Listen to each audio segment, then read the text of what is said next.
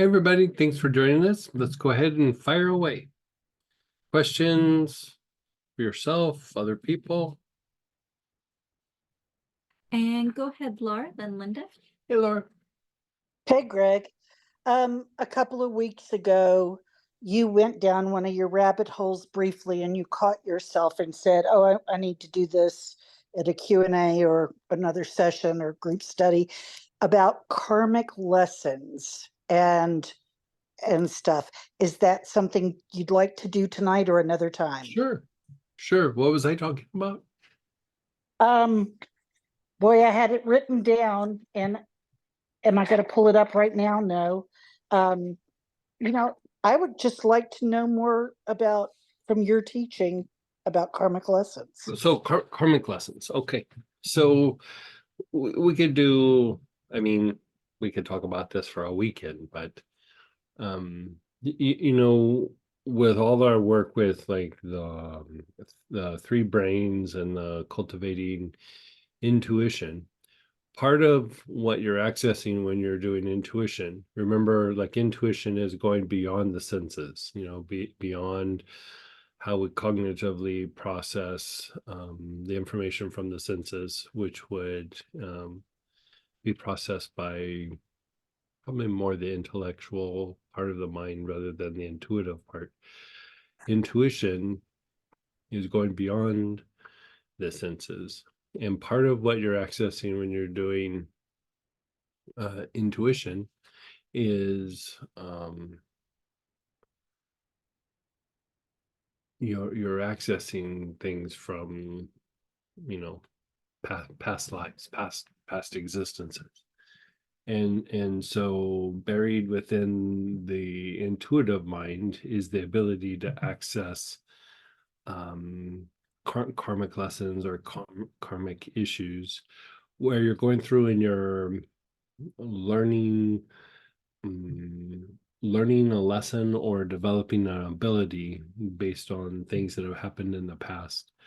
And this is a very mystical or esoteric thing. It's a very Buddhist thing. Other traditions might not talk about the intuitive mind is being how we access the information from past incarnations, but within that, you're embracing abilities that you kind of bring through. And when there's an issue to be resolved, there's kind of like a way to do it with like learning the lesson. And then there's a way of like when we're not embracing the pattern or the issue, is we still get it. We just get it through hard knocks. Like we're not aligning with it, we're getting hit over the head with it. And part of the thing with intuition is one of the quickest ways to diminish a negative issue that is a karmic issue is to learn the lesson. And so this is usually playing out from the past. And then if it's the development of an ability that's usually gone over several incarnations, um, then you're accessing that ability more. And so if you look, like we have the higher soul, like say this is the higher soul, it's whatever amount of inches above your head, and then it invests a piece of itself that comes down and anchors 12 inches above the head. And this is the incarnated soul. So the higher soul invests a piece of itself that comes down as the incarnated soul. So from here, there's these three little cords that come down. One is in the pineal gland, which is your mental permanent seed. One is in the heart, which is your physical permanent seed. And this seed is also not just your physical body, but it also is like the physical world. So it would be your destiny, things that are going to play out in your life. There's some things that are just because of our decisions, and then there's some things where no matter what decisions you make, you will be dealing with this, right? And then you have one in the little edge of the liver in the solar plexus, like right below your ribs. right? And that this is the emotional permanent seed. And the permanent seeds basically are the energetic blueprint that your like the mental seed is where your mental body is formed, like all your cognitive abilities, your thought processes, your intellect, your intuition, all these things are all in this seed that's in the pineal gland. And then the heart, your physical blueprint is there. So your physical makeup, your quality and characteristics of your body, but also kind of life patterns, things that you potentially could experience through a lifetime, including like serious health issues that we might have, or difficulties that we might have in positive things. It's not always about negative, right? And so, and then the emotional permanency is just your emotional makeup. So all of our experiences, good or bad, get imprinted on these seeds. The mental component hits the mental seed, our life experiences hit the physical seed, and all our emotional experiences hit the emotional seed. So again, higher soul invests a piece of itself as the incarnated soul, and these three little seeds come down, right? Then we have all our experiences that get imprinted on these three little seeds. Then it comes time for us to pass. These three seeds pop out of the body and they go up and they merge back into the incarnated soul. And then the incarnated soul eventually makes its way up and merges with the higher soul, right? And so with that, remember the incarnated soul invests a piece of itself. So it invests itself, right? So when the incarnated soul comes back, the higher soul, has some sort of interaction that is basically, okay, I invested a piece of you, of myself. What did you bring back? What did you go out and generate? So whatever light that you generated in the life gets absorbed by the higher soul. And this is how the higher soul develops, right? Is by the light. And the light's absorbed, but the negative tendencies, like our difficulties or negative experiences or choices that maybe didn't play out well, and we didn't learn our lesson, they're still stuck in those seeds, right? So the higher souls absorbed all the light out of those seeds, but those seeds still have the negative tendencies, right? So then sometimes goes by, and then the higher soul goes, let's do that again.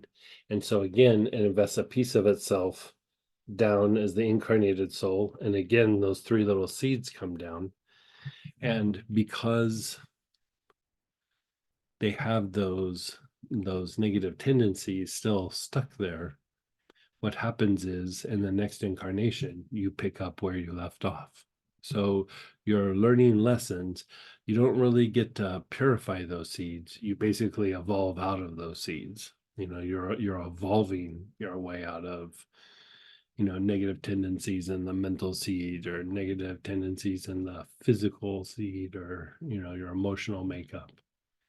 So that goes back to, like, in the Christian tradition, when they say, it's talking about like the physical seed, for example. I grew up in Catholic schools, and they would say, God is keeping a book on you, right? Uh, everything you do, God is writing down and keeping a book on you. That's actually referencing the physical permanent seed, like all your life experiences, all the things, all your choices, the good choices, the bad choices, they get imprinted on that seed. And then as you do good work, or good things, um, it diminishes some of the tendencies in that seed. Like, you can't clean it the way you would clean, your liver or something like that. You just have to do it through, like, learning lessons and good choices, and stepping out of your box. And I mean, again, this goes to the intuitive parts that we practice is, the ability to take in information, make adjustments, learn things, step out of the box, all those kinds of things, all play a role in learning your karmic lessons. And so anything where you have like a pattern and it just seems like no matter what I do, I can't get away from it. Doesn't matter how much I change things, I can't get away from it. That's usually a karmic issue or a karmic pattern, right? And so we always have these like little kind of triggers within within the blood that stimulates our physiology or emotional response or mental response. And it's not all of our responses, but there's like potentials that are there. And then depending on how you have cultivated yourself and lived your life, you respond to those potential triggers in a different way. And again, going back to the intuitive process, is what you're doing is you're training your body to handle your body, your emotions, your mind to handle these things in a way that's of evolutionary or evolving in nature, rather than just making that same mistake over and over again. And so, part of what we're doing with intuition is aligning ourselves with the soul and with our potential karmic issues that we're working out, and then the flow that would help us to evolve out of it, rather than just keep making that same mistake over and over again.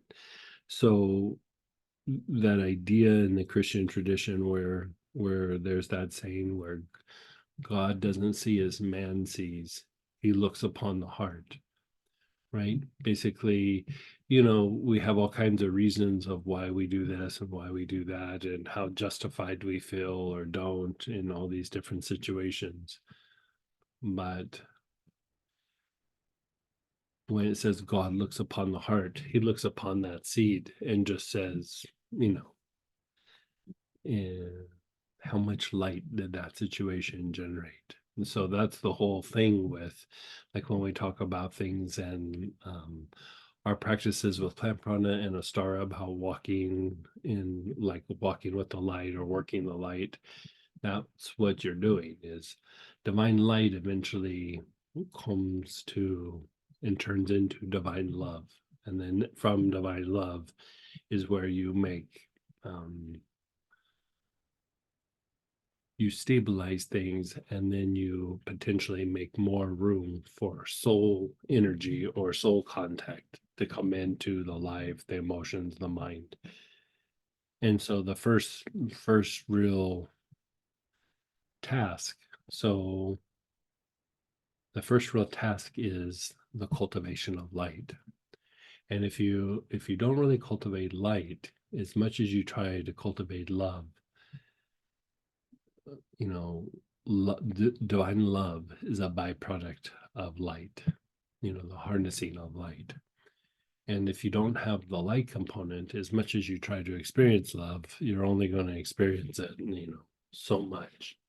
And so going through and doing the processes that we're doing, part of it is like, yeah, we're trying to address anxiety, we're trying to heal our health issues, we're trying to do whatever. And sometimes we're dealing with things that are just really straightforward, like a cut finger is sometimes just a cut finger. And then sometimes it seems more complicated or weird, and sometimes it might be a little bit of a karmic thing playing out. But by going through and doing the intuitive practices, you're more likely to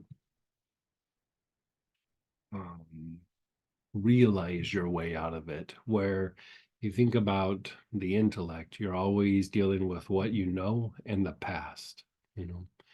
And when the karmic issues come up, we tend to do like what we know, or we go to the past. And so we keep getting hit over the head because we're not learning the lesson. We're not stepping out of the box. We're not having a realization. And so even the idea of the intuitive component as we have health issues. So for one, the intuitive component accelerates physical healing and psychological healing. But two, whenever a karmic pattern or a karmic, let's just say, issue arises, your intuitive mind is going to figure it out and then make decisions that break out of that pattern.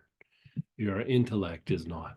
Like, it's just going to keep doing what it thinks is going to do. And, there's that old saying, the road to hell is paved with, how do you say, good intentions or whatever. The road to hell is paved. Is that how you say it? Yeah. And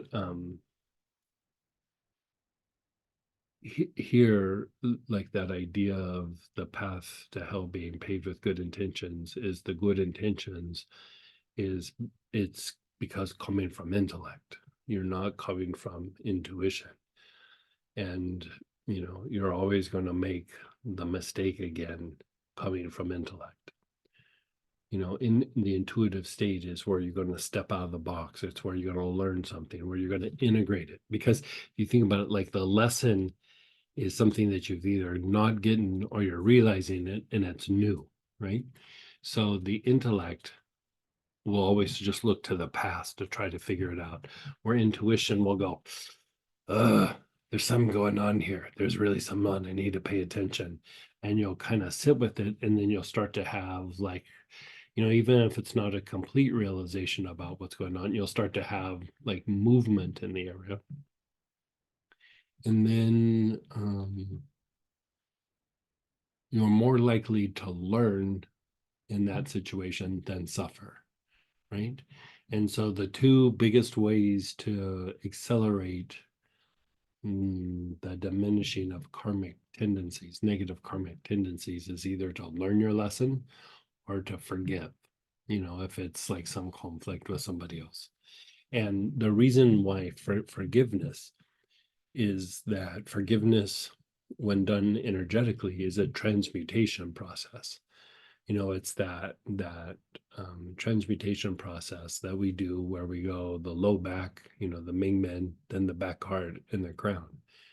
And what you're doing here is you're transmuting like lower tendencies and lower elementals, and you're raising the vibration. You raise the vibration in the low back physically, and then you go up to the back heart, you raise it emotionally, and you go up to the crown and you realize it mentally. And then from there, it raises up out of the crown and eventually makes its way up to 12 inches above the head, where at 12 inches above the head, it's gone through a transmutation process of physical, emotional, mental, released and going up. And when it hits 12 inches above the head, because it's gone through that transmutation process, it registers in the incarnated soul as lesson learned, right?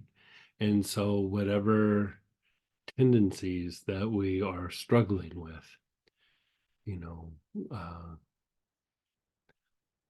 observation, learning the lesson, transmutation, right, are the keys to that. Because the forgiveness part is so that we don't become entangled with another soul out of hatred, because you will, if you really, really hate somebody, you're pretty much going to guarantee that they're going to be in your life, next time or in the next few times. They're going to be right in your face, a brother, a sister, a parent, a husband, a wife, something. Doesn't mean all the people in your family are past life Uncle Bob's, but yeah, one or two of them in there might be peppered in there. Because love and good feelings also bind us to other people, where somebody who you loved intensely will then potentially be a sibling, a mother, father, um, husband, wife, whatever that might be. And so, yeah, I mean, I don't know, I could keep talking.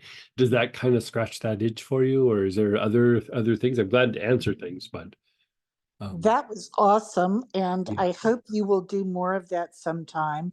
I do have a couple of questions. You know where that's going to come in, because we're going to address it a little bit deeper in the generational healing class, because part of it is that part of when we come in is our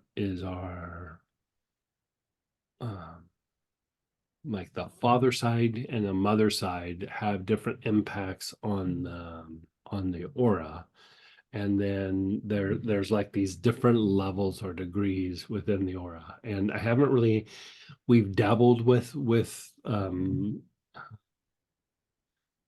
working these aspects, but it was more preparatory. Like we hadn't gone down the rabbit hole the way that we're going to go down.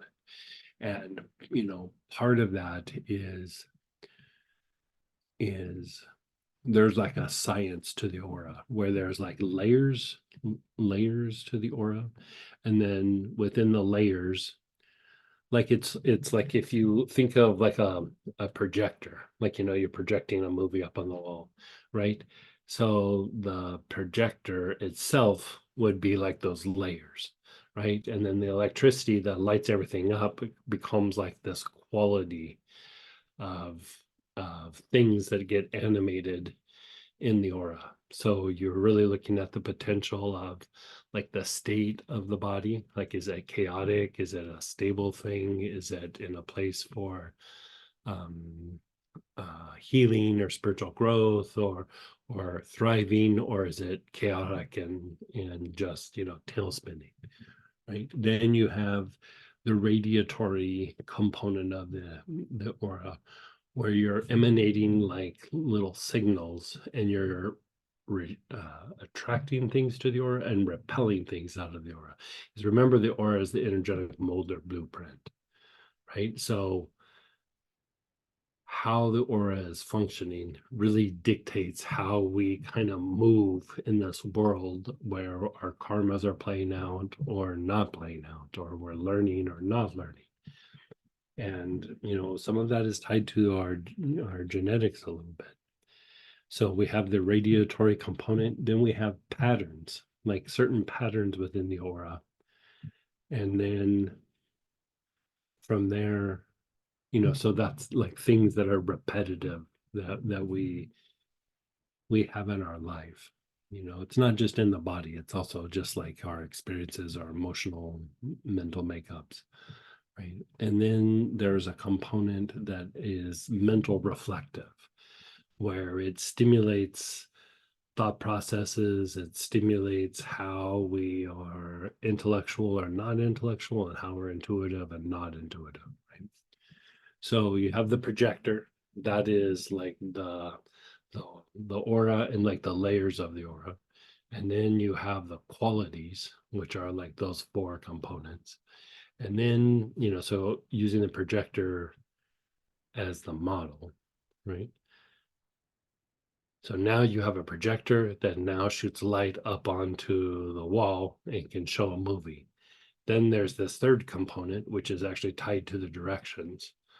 And think of that as the movie that's playing, right? Like, so you have the projector, you have the light and the electricity animating the projector, and then you have a movie that you plug into the projector that then you begin watching on the wall, right? So when you go through and you treat the layers and then the qualities of the aura, and then you get in and you work the directions, part of what you're doing when you do all three of those in a very structured way, right? You have to do it very, very structured. um by the time you get to the directions, that is when the karmic imagery is really coming into awareness in the intuitive mind, and you can diminish the tendencies, or you can diminish your reaction to them so that you don't get like all weird and chaotic and spun out when you go, okay, here's a problem, got to deal with it. Okay, let's just deal with it, be done with it, and walk away from it, right? And the more that we don't have that realization, the more we kind of get spun out by it. We it blows up part of our life. We have difficulty. The idea of karma is not that we have to suffer, it's just cause and effect. And so you're playing out causes and effects that have been put in motion that is really beyond the life that you're experiencing. You know, it's from previous times. It's usually a pattern that's over several incarnations. Is even like when somebody spiritualizes, that's not just something that happens in one life. They usually are moving in that direction for 4, 5, 6, 7 incarnations, and then over those 5, 6, 7 incarnations is how they spiritually grow and develop and become, you know, a more developed soul. You know, once they step on, it's usually 4 to 6 or 7 incarnations. At least that's what they teach esoterically in a lot of different traditions. And so, you know, sometimes it might take longer. Sometimes, you know, in the Buddhist tradition, for example, there is this saint known as Milarepa. And Milarepa is famous because Milarepa did all of that in one incarnation. You know, what most souls do over 5 or 6 incarnations, Milarepa did in one incarnation. You know, he went from some people caused his family harm, and he ended up killing a couple of those people when he was very young. And then by the time he was leaving his body, he went from that young person who reacted and caused harm to being realized, and like has worked all through that in one incarnation. It can happen, but it's rare. Usually a soul is done it over several times. And so, you know, the more that we have intuition, you know how like sometimes like something's happening and there'll be like several little incidences and you won't really think anything of it. And then there'll be another incident and all of a sudden there's like, oh, there's something to that, right? Could be guidance in the situation, but those could be little triggers of, hey, you have some karma to learn something here and figure something out so that the soul grows and develops, right? So we'll use an example of like a spiritual teacher, like a great swami or guru or something. You notice like some of the swamis and gurus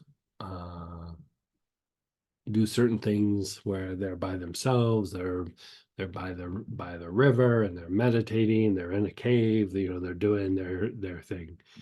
And then there's some teachers who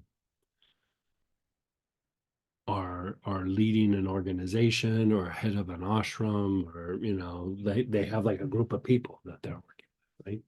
So a lot of times you take somebody who's like a great teacher, a guru or swami, for them to develop the ability to move teachings forward or move something forward in a tradition.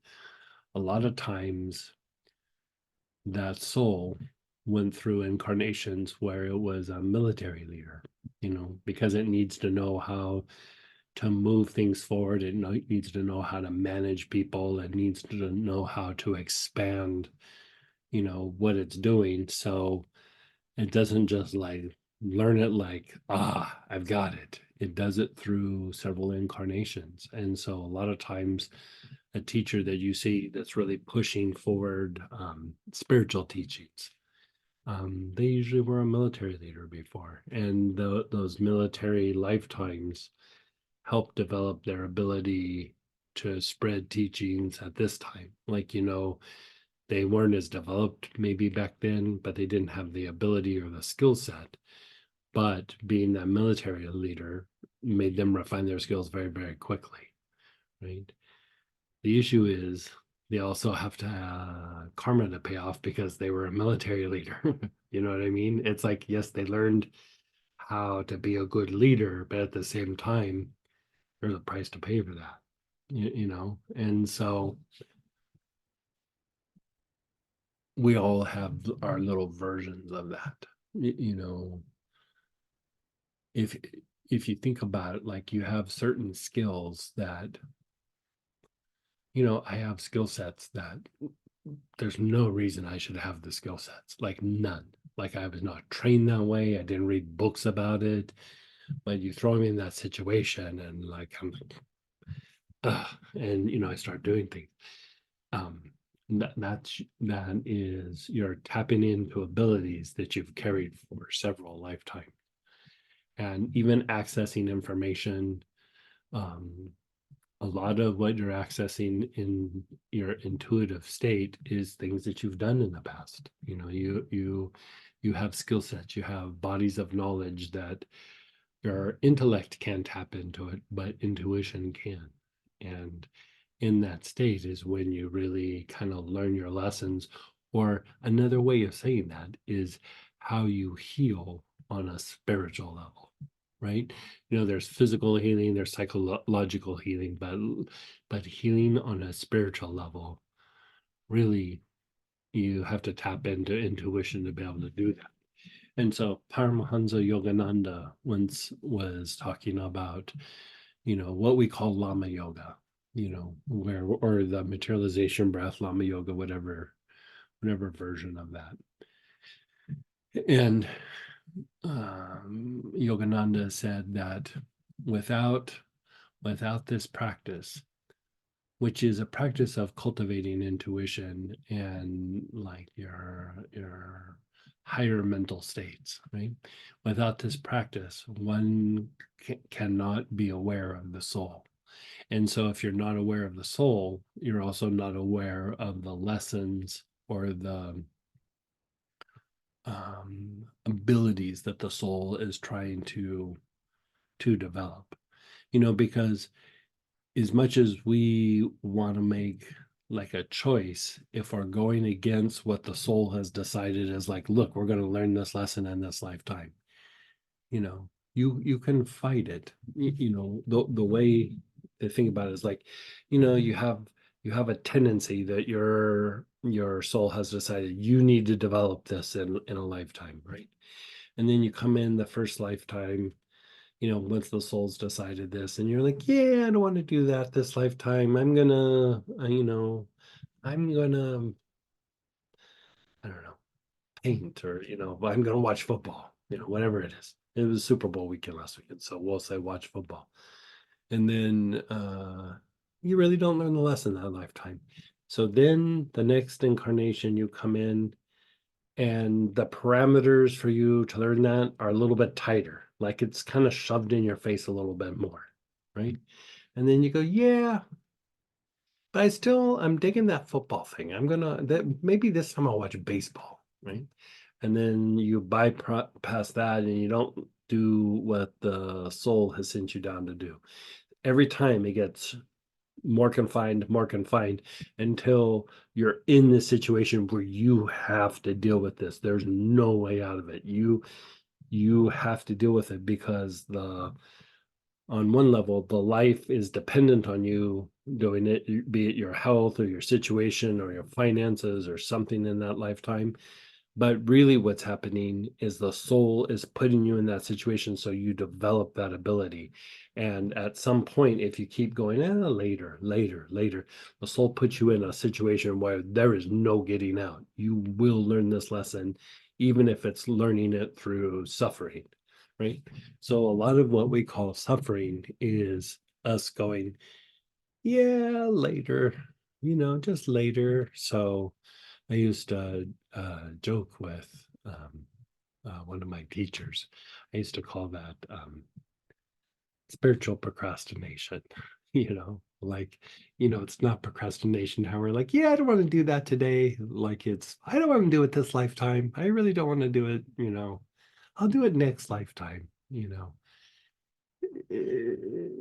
I don't know if it exactly works that way, but like in my head, it makes me laugh and makes me realize that sometimes there's bigger patterns than just the things that we know and live in a particular life.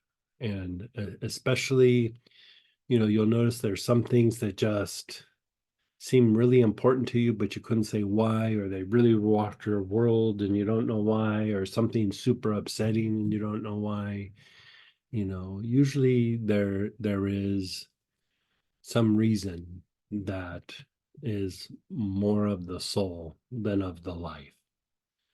And intellect will never acknowledge that. It just it's not wired for it. It's not that it's doing something wrong. It's literally not wired for it.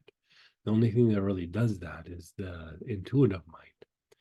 And then the intuitive mind can give direction to the physical mind or the intellect, but the intellect will not recognize it. And so, yeah, I mean, ask me whatever questions you want, like on things that I didn't cover, and I'm glad. Okay, I feel I've like got I'm just a. rambling now. Well, I love your rambles. I'm going to have to re-listen to this Yeah. multiple times.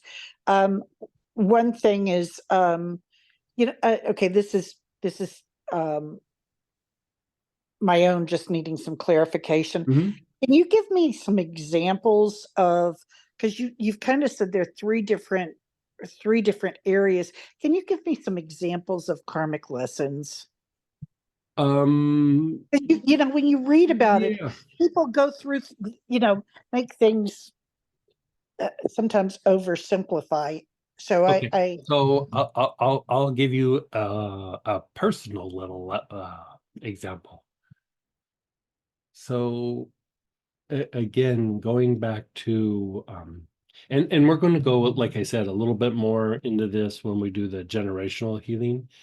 Um, I don't know how much we can go into the karmic thing with it making sense with the process, but one of the things that we're going to do with the generational healing class is, we're going to do that class, but really that's going to be a series of classes that once you do the first class, it's going to be all the other things that we do with that is going to be free.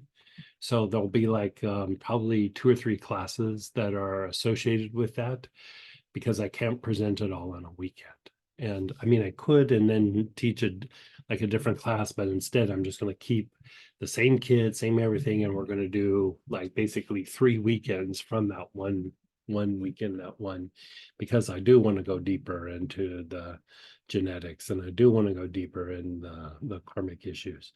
But again, like I know I've told this story before, but Annie Besant from the turn of the last century, she gave this very good explanation where she said, this is the idea of a karmic issue, right? So you're in the kitchen and you're chopping vegetables. You're chop chop chop chop chop chop chop chop chop chop. You're cutting, you're doing all these things, and one day you cut your hand. You know, so at first it's bleeding, it's painful. It's a little scary, and you deal with it, and then a day goes by. The wound is still there, it's still sore, it's not bleeding anymore, but it's still a wound, right? Then a week goes by, not bleeding, probably not even sore anymore, but you see the wound, it's closing, and you see the scar, right? And then you go 3 months out and you see the scar, you don't really have anything, it's not tender, it's not sore, but that line is there, right? Then you go about a year and you don't even really think about it anymore. You look down, you see the line. You don't even really think about, oh, is that sore or not? It's a thing that happened, right? Then 20 years goes by and you look down at the hand and, there's just a faint remnant of that wound, right? And then another 10 or 20 years goes by. And at that point, even the scar is not even there anymore. Like you can vaguely see like a faint kind of like, look, there's probably a cut there, but it becomes hard to tell. And so really after a period of time, that wound goes away. You really have no memory of it. There's no trigger for it. There's nothing, right? And you don't really remember it, recall it, nothing, right? But every time you're in the kitchen and you pick up the knife to chop those vegetables because you had that experience, you're a little bit extra careful. You're chopping vegetables, but you're a little bit more mindful in the situation, right? Because you had that past experience, right? So this is the whole idea of mindful meditation, is being able to recognize and realize these experiences so that you can act or handle them appropriately, right? And so um for me, uh if I look at situations where that could play out, um I do not like to talk politics, get involved in politics. I don't, you know, I know it's a thing, but I really don't really engage it. Although I pay attention to it in the news, like I don't really engage it too much otherwise, right? And so, as much as I avoid it, I also have a lot of skill set in that area. And if you look at like different jobs and things that I've had, even from my youth, even like when I was playing baseball as like a teenager, every situation, every difficulty that I had in every situation always boiled down to the politics of the situation. Every time, every time. And just like that knife and the vegetables, like the tendencies where the soul has made a mistake in the past, we have maybe a greater level of knowledge in that area, but we also have a greater level of stay away from that. You really screwed up last time, right? And so for me, like I'm very curious about politics, but I also know I was probably very naughty sometimes in the past. And I stay away from it because like it's almost like the soul goes like, "Mm, I don't know that we're gonna trust you with that yet. Like you just And even when I've gone to um like really good psychics that are like, a lot of times even like the public doesn't get to see, because they're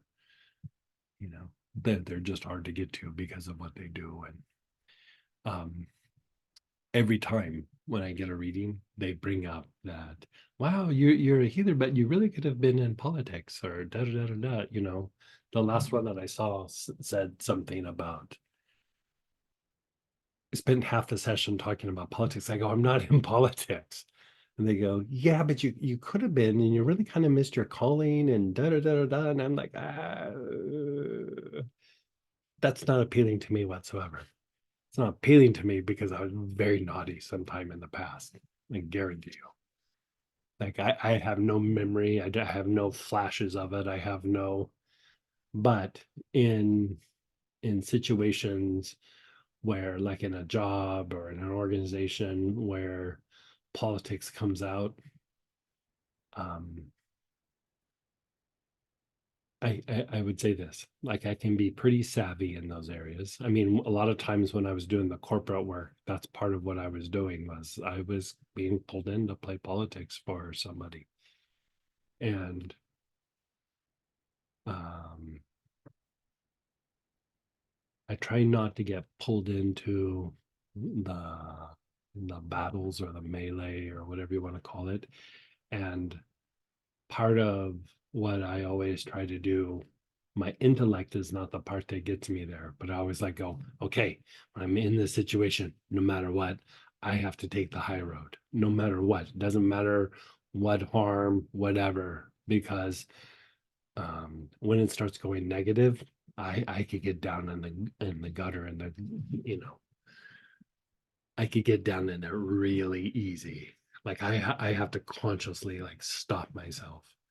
and then go, okay, just got to do the high road, just got to walk my way out of this, because even when I was a little kid, playing in the neighborhood, we're all out there with our GI Joes and our Nerf footballs and everything. Everybody's just playing, but I'm stuck in the politics of how everybody's interacting in the neighborhood, and the little cliques of who does what. And I would work the different groups so that I could play in the different things. And then politics would come up about, you can't play with us because you're with that group, and that group does this and that. It's all that, it's just weird, silly things. But Hey, I have a question. no matter how hard I try to get out of it, I'm not getting out of it. Like, I have to walk my way out of it. So that idea of not getting pulled in to the lower nature activity and going, okay, I've learned my lesson. I'm making a choice. This is where free will really is a thing. It's not about do I choose left or right. It's, do I choose evolution, or do I choose like a downward spiral or suffering through something? Either way, you are going to learn your lesson, right? But you can learn it being proactive and learning it and have a better quality of life, or you can ignore it. You are still going to learn the lesson, but it will be through suffering. Like, it just will be through suffering. And so the more that you recognize it and try to make good choices, not on the facts of the situation, right? But on the thing you're trying to cultivate. It's not about right now. It's about a bigger picture. And so I don't know. I hope that makes sense. It does, but I would ask a specific thing because Sure. I think that I have some kind of karmic pattern with relationships, whether it's through work or personal relationships, where when somebody really misbehaves, but you still care about them, that I have this struggle between commitment, loyalty, and when to get the heck out of the situation. Yeah. Yeah. And it I, just I, I seems to be something that I've had multiple times, and I feel like, okay, I apparently need to suffer for some of it. right. And Well, then the thing that I would say, like that, with, like you said, like, how do I handle the situation? When do I walk away?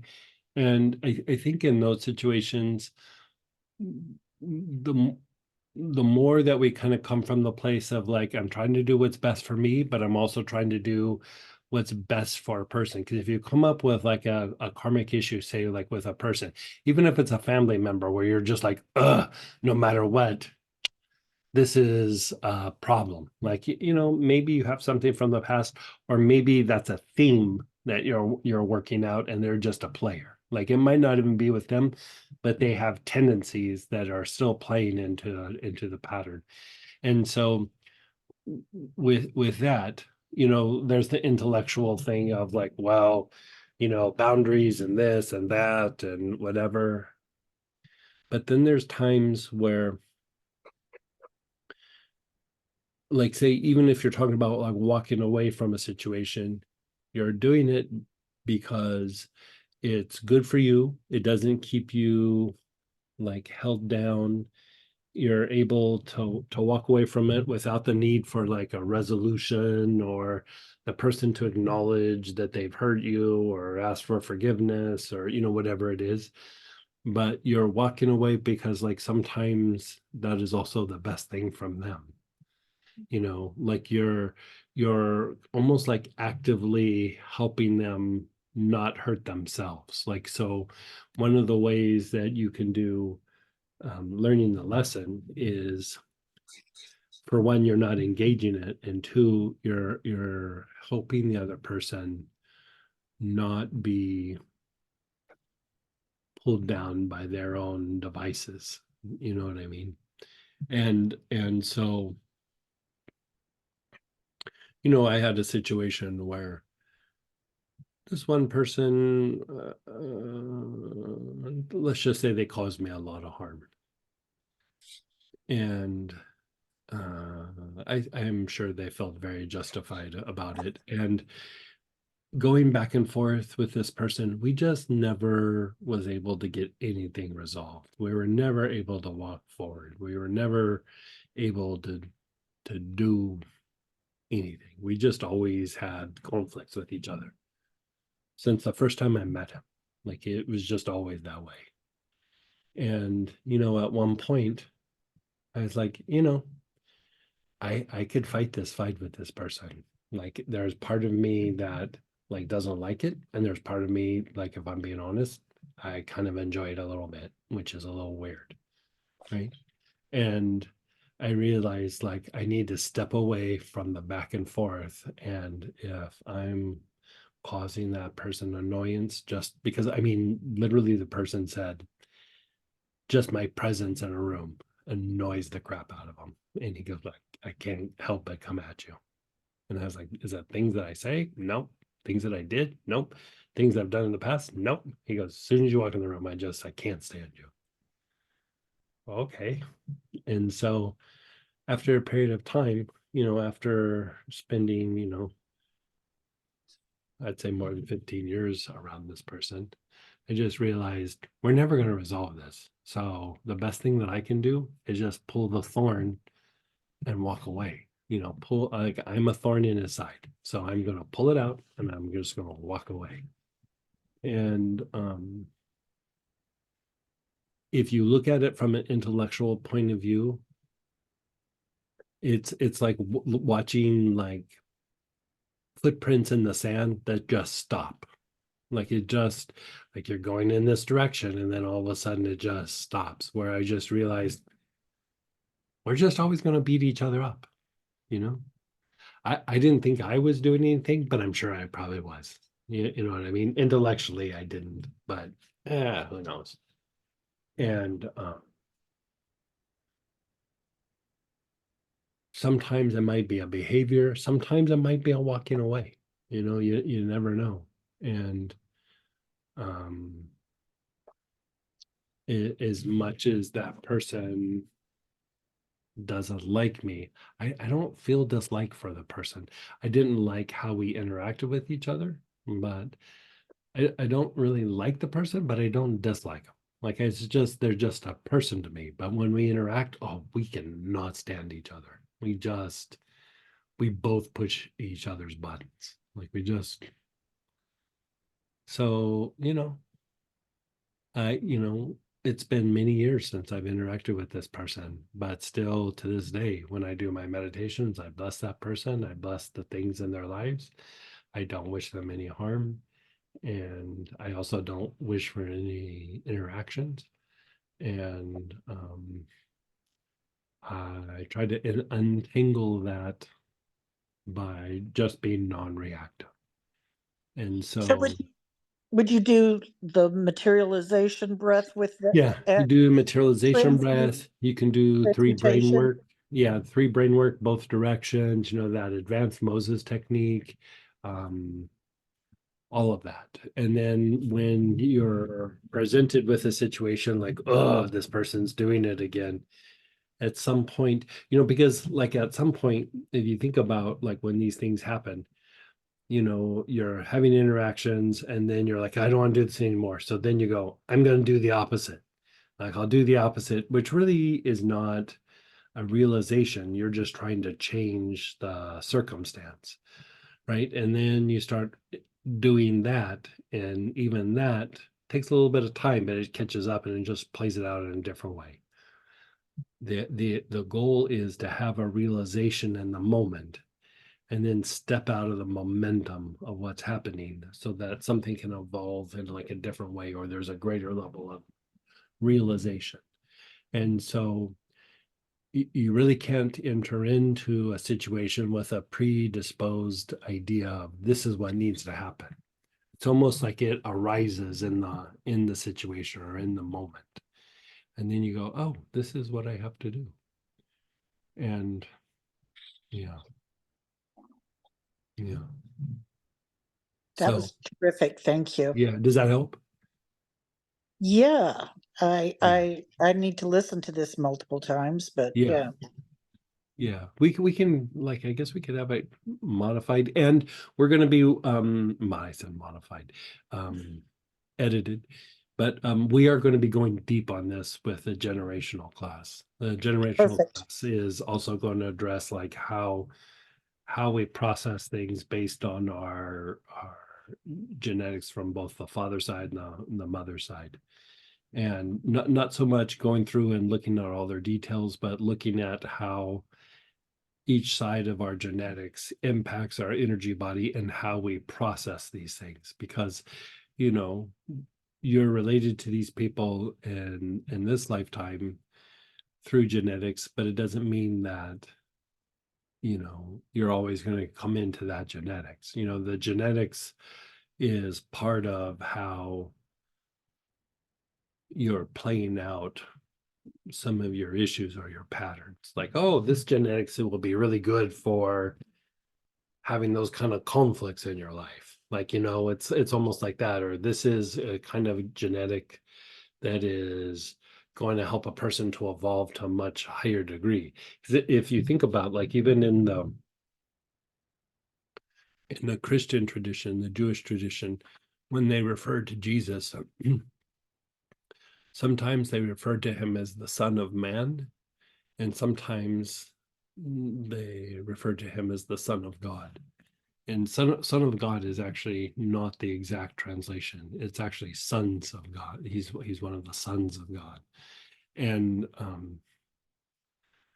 the sons of God are from an ancient mystery school that they have slightly different genetics, and they have like a little quality in their blood that is different. That's why you see in different traditions, especially like in royalty, it was always about the bloodlines.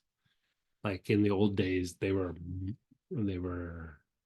charting the bloodlines because of this aspect of the quality that's in the blood. And they were trying to keep a certain kind of genetic influence, you could say. And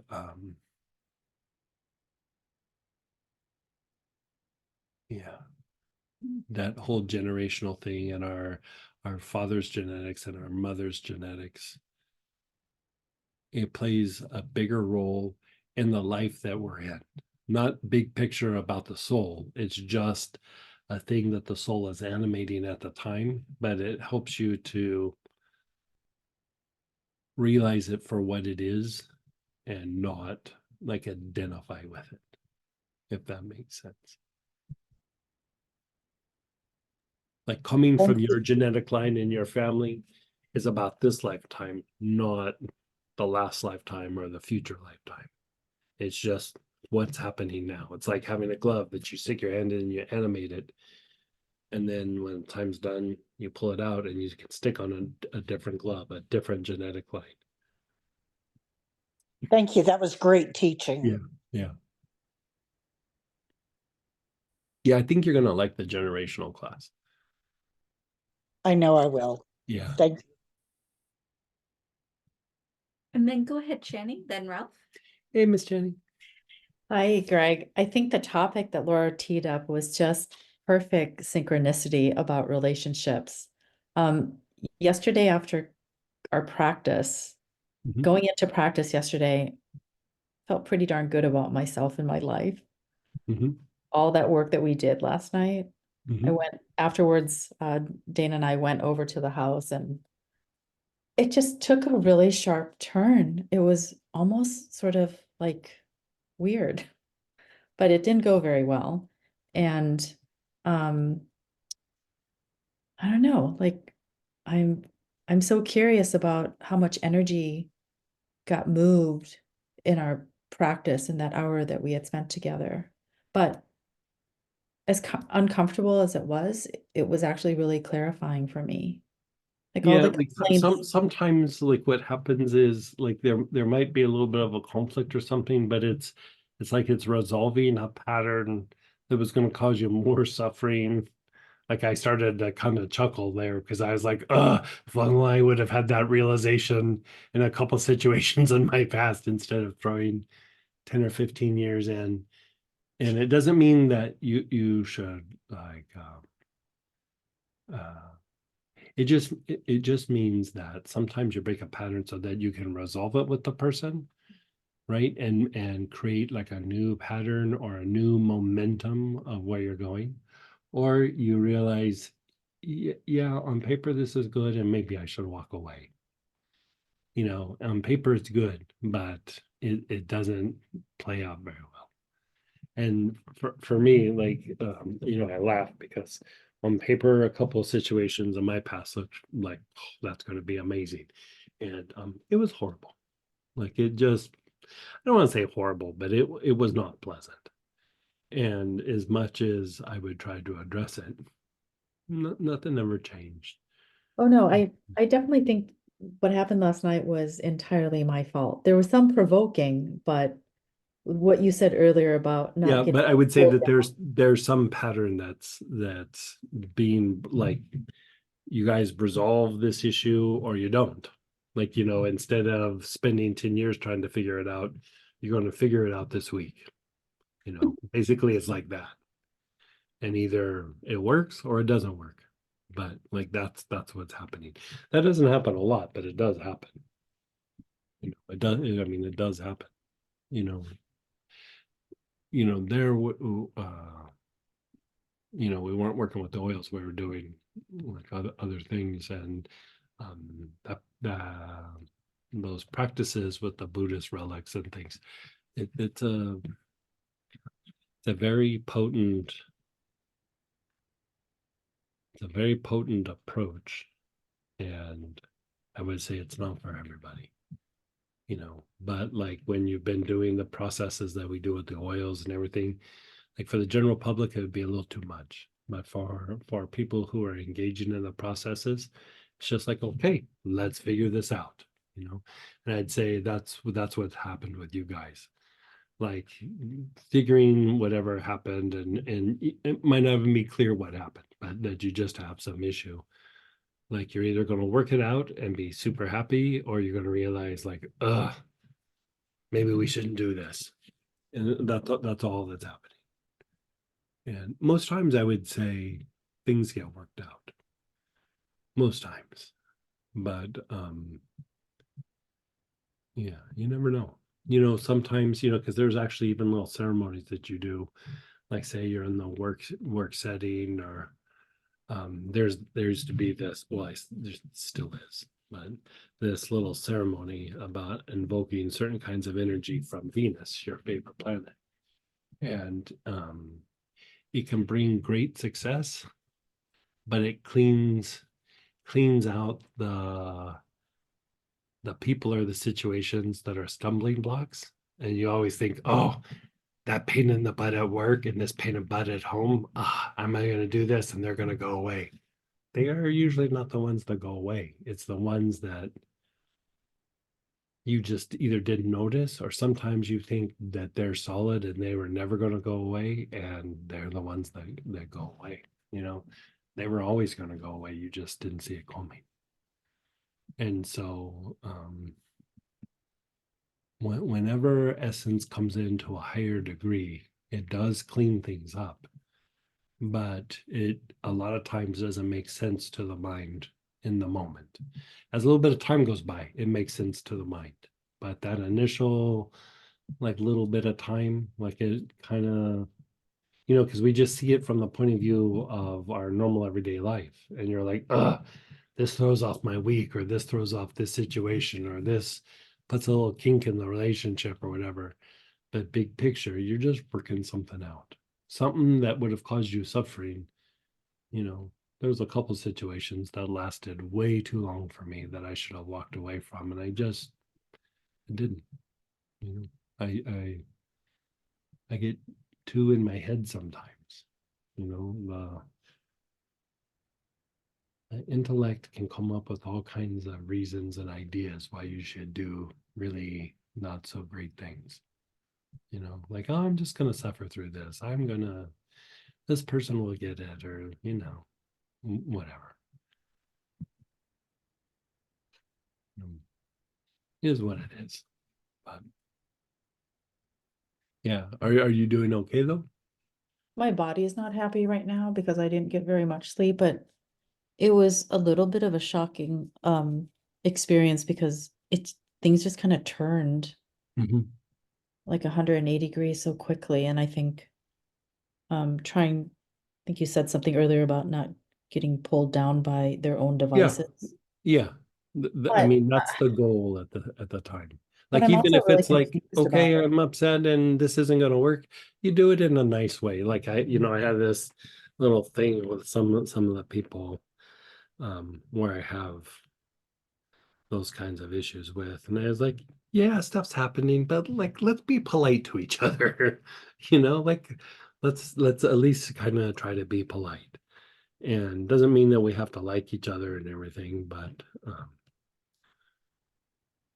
even if it's a situation where it doesn't work, it's like, okay, it doesn't work. It's not because that person's not listening or this or that. There's a bigger thing going on here. Because if you think about it, like, how many times have you like explained something to somebody or said something to somebody, and no matter what, they hear all the information, then they don't get it, right? And like, they kind of don't even get where you're coming from. And sometimes there's a karmic issue there, that they're not karmically entitled to get that piece of information or have that realization, or they've chosen that path of hard knocks, and to have that realization, gravity's already set in. Like, they're not going to get it. You know what I mean? And being able to recognize that and just go, I'm not going to waste the juice on my legs trying to fight, you know, this momentum. It's like, I had this realization about this. Um, uh, I mean, I've had realizations about it, but I had this one day where it just like hit me. And I had moved to Santa Fe, so this is many years ago. I'd moved to Santa Fe, and I came from California. So what we call bad weather in California is cute. Like, when you get out like farther and into some other areas, you know, I was standing where, you know, the wind was picking up buildings, and it wasn't a tornado or a hurricane. It was just strong winds would pick buildings up and move them. And, you know, gust of wind actually knocked me off my feet. And I stood up and I was trying to stand up in it, and the rain was coming down. And then I saw a flash flood come down the arroyos. And I was standing in a safe place, but I was like, as much as I would like to fight this weather and push back against this weather, the weather is going to win. The wind, it's going to win. The water, it's going to win. Like, there's no pushing back on this. And even if you're not in that bad weather and you're out in that sun with the atmosphere being the way that it is, that direct sunlight, it's going to fry your skin very quickly. Like, it's going to win. That's the momentum of karma. Like, as much as we'd love to push back on that wind and go, well, little flash flood, that's not really going to hurt me. Yeah, if you've positioned yourself right. So I was standing in the middle of this like wind rainstorm. I got knocked down to my feet, and I was standing up, and I was watching the water just starting to wash through the arroyos. And I realized, like, how many times have I been in this position, but internally with karma, you know, it feels the same. It feels exactly the same. Watching all that debris and the rats and the little animals like floating in the flash flood and everything. And I'd like, look at all that debris in there. Like, just, yeah, that's the way karma blows through our lives sometimes. Just so I'm clear, am I the one that's not getting it? Hard to say. I mean, it could be the two of you. It could be, you know, you in the situation, you in the interactions. I mean, it always takes two coins to ding. And so, like, whenever I'm in a situation, I go, it's totally them. But really, the only thing I can do is my part, right? So even if it is them, still, why am I attracted to this situation? Why am I in this situation? And how do I evolve my way out of it? And, try to do it as best that you can. No, And I think in this so, situation, it's definitely me not getting it. yeah, then sit and just do the materialization breath on him or the relationship. And then after you do the breath, you do your thing, and then you sit and you be still. In that stillness, just wait, because in there can be realization. Yeah. Which oil should I use, Greg? I would use tuberose. Yeah. Okay. Tuberose, you could also use probably sacred blue, but I honestly, I would do tuberose by itself. And again, you look, for me, I look to like different spiritual elders have different like tasks, right? Like Jesus is about, so Jesus, also known as Krishna, also known as the Buddha Maitreya. Jesus is associated with the forgiveness of sin or karma, right? Learning your lessons from karma. So when you're struggling with that, you look to the teachings of that particular deity to, and his whole thing is, forgiveness, forgiveness, forgiveness. Love your neighbors, you love yourself. Like, all the things that we're saying, just different ways of saying that, right? Then you look at like healing, and healing more in the inner world, not like, oh, my body or my emotions, but like, oh, those deep-seated things that I struggle with, right? So in the Japanese and Chinese cultures, we know this being as Kuan Yin, but in the Buddhist tradition, this being is known as Avalokit Ishwara, right? Which is basically Kuan Yin. It's the male version of Kuan Yin, where Kuan Yin in China and Japan is feminine, and so it's more of a heart-centered being. It's like things have already been stabilized.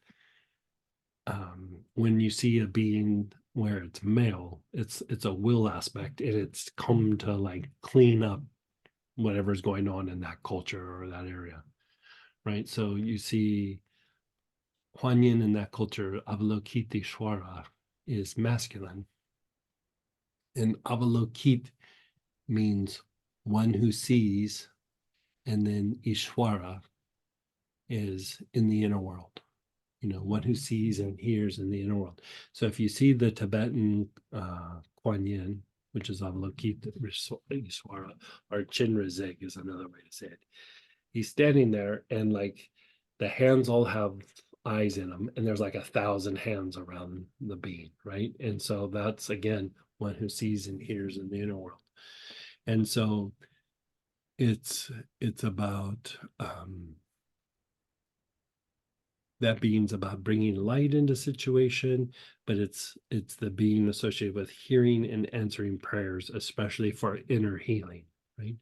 And if you look at that being in some of the tonkas, like, especially the really old tonkas, where they were really sticking, because the tonkas, or those painted images, they're teaching people things in those tonkas. They're not just like a tourist tonka. I mean, I'm talking about like the hardcore tonkas.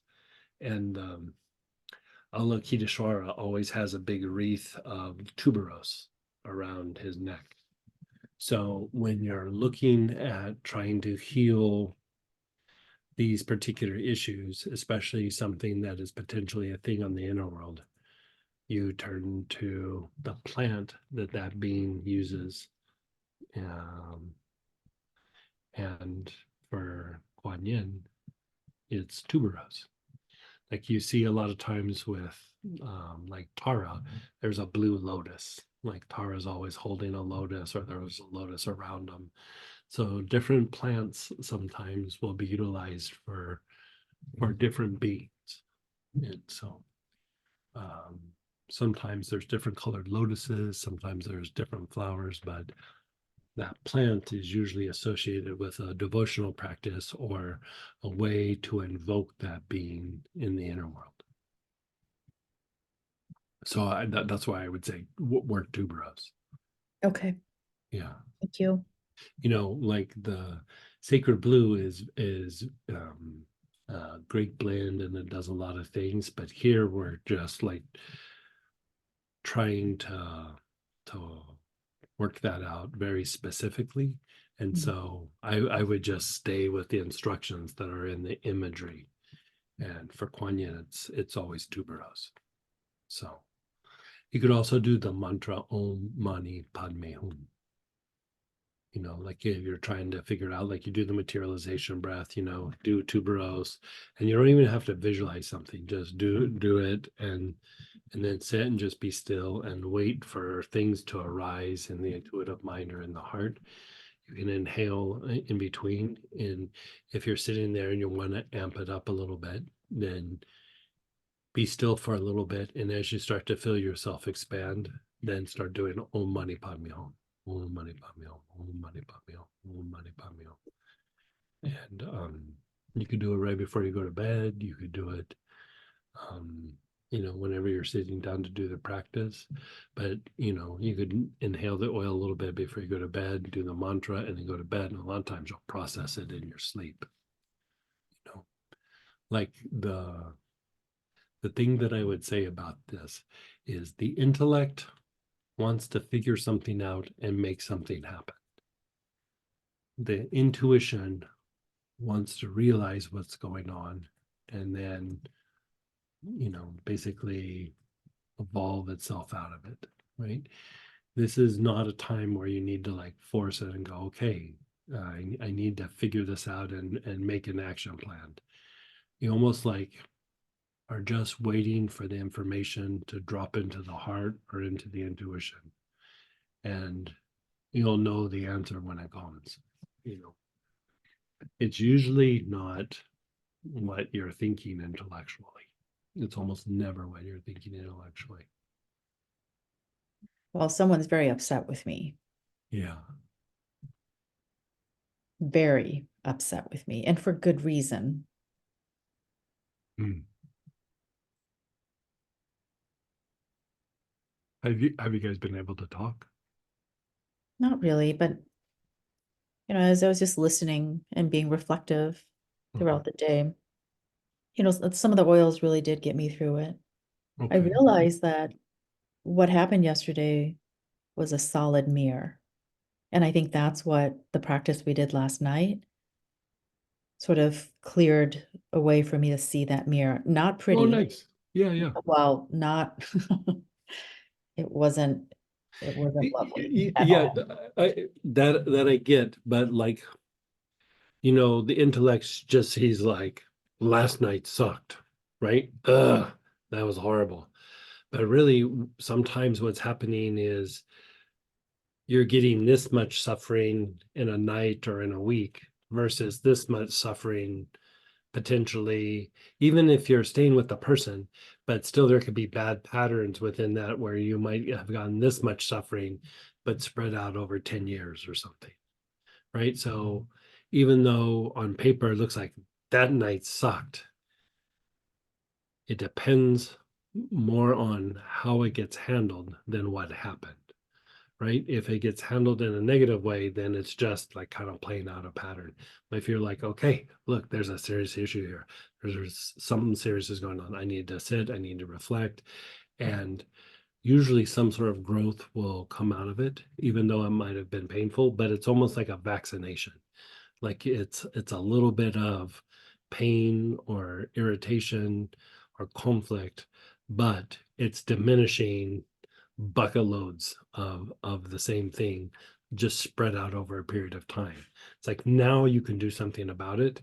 In a few years, you might not be able to do something about it.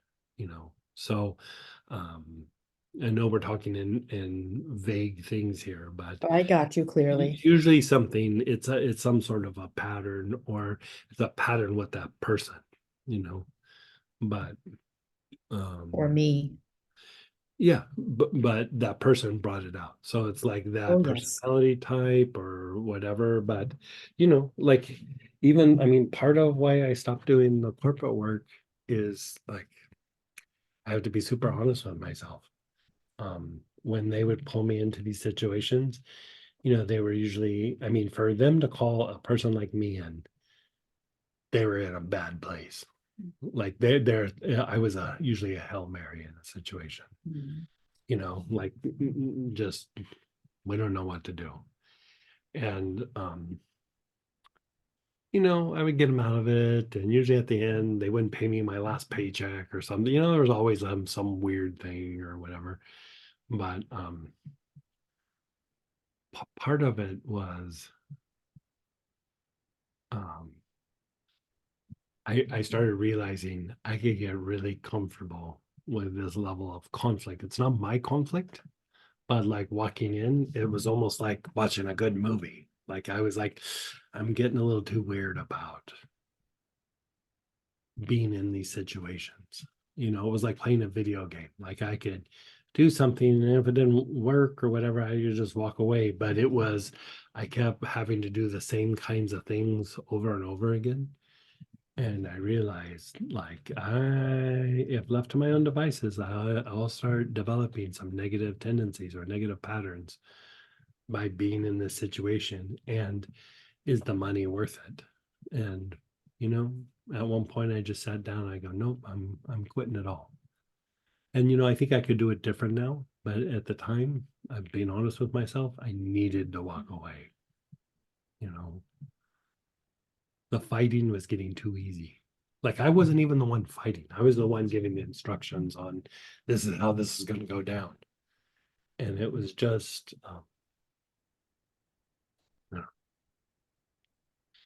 I think Right. you know what I'm saying. Yes, I do. 100%. I feel better just hearing all of this. So it was super helpful.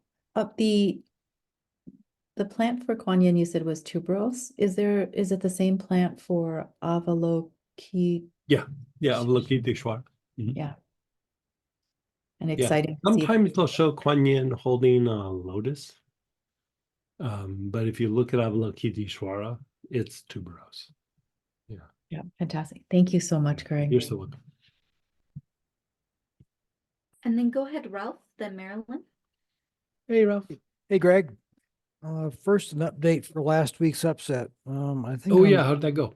that's well, I've been doing Melissa and Shibumi and aloes Oh, regularly. tremendous. Yeah. Yeah. So, Yeah. yeah, I pulled out Shibumi and decided I liked it, so I've been using it. Yeah. Yeah. Yeah. Shamumi's a good one. So how like if you sit and think of that situation, you know, speaking of, I guess tonight's talk is about karmic imagery or karmas, because Yeah, like you said, you kind of had like oh, a thing from the past, and how it was a thing from the people, past. It was a yeah, thing from, my I call him my male sperm donor in right, in my life. right. It used to be that didn't like referring to him as father because he didn't act as a father. He acted like, somebody who liked beer and toys, but not kids, period. So I'm I off think of we might that. have the same dad. So anyway, I'm to the point now where I can bless this individual. Yeah, Okay. And I acknowledge him as biological father, even though he wasn't there to do the energetic part. right, And it's like, you had talked about, I think it was Madame Blavatsky, who would look at the newspaper and bless the right. events in the Yeah, yeah, newspaper. yeah, yeah. Okay. So I went back and I did that to him and to other male members of the family. Oh, good. Okay. How did that And feel? it felt really good inside. Yeah, yeah. It's like there was a real It takes, completion there for yeah, me. it takes a weird tension out of you.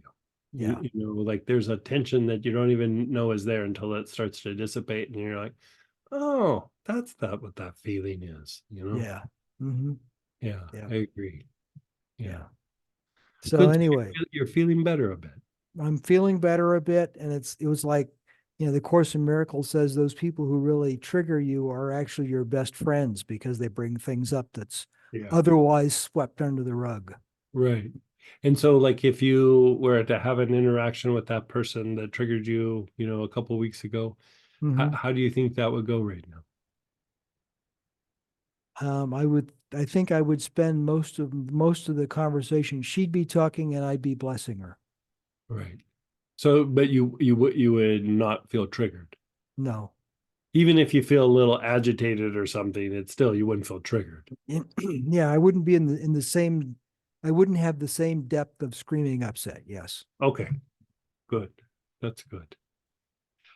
You know, the thing too is, you know, because like you said, that industry changed and there's people really kind of taking advantage of some of those changes in the industry and I would say at some point, probably with like the materialization breath, Mm-hmm. I would look at not at a person, but just like the industry or the workplace like Mm-hmm. that. It doesn't have to be right now, but at some point, because Yeah. I think there could be another level of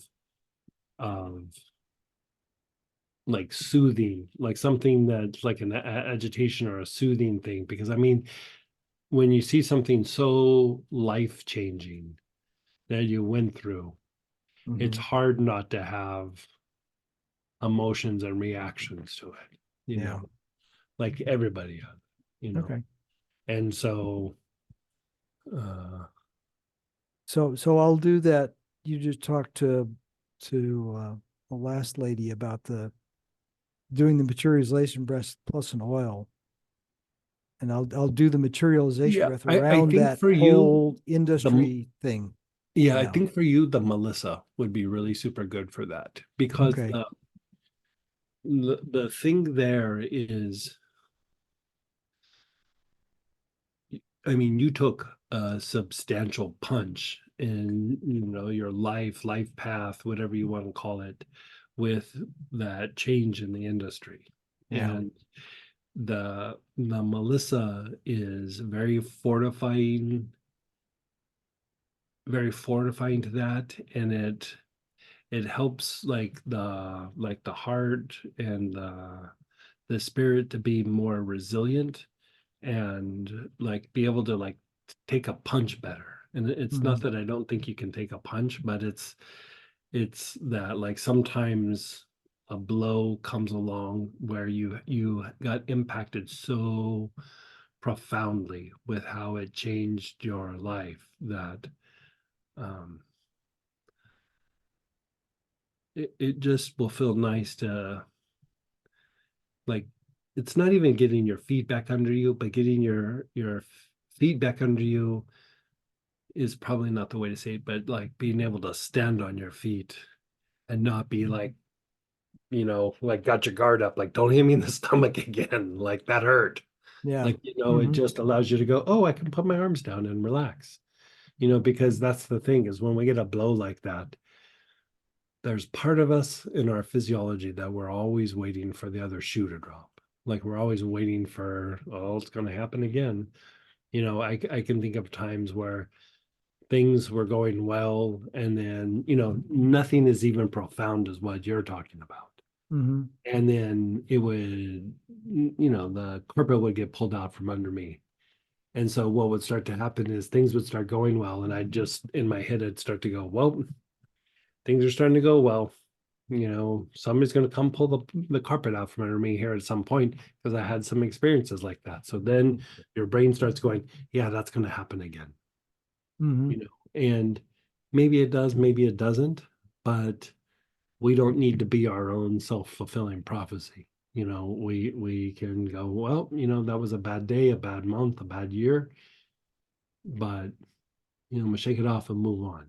And And like you were just saying, it's evolving out of those yeah, totally. events. So Yeah, when yeah, something like that starts coming in or something like that shows up, it's like looking at it and go, okay, here comes another one of these. How do I want Yeah. to handle it? Yeah. Do I want to get in the middle of it and get plugged in And again? Or do I want to go, okay, here's another situation like this. Do I want to play in this ring again? right. And this is what I would say too. Like just through the years of doing therapy, that like when something happens to people's like job, you know,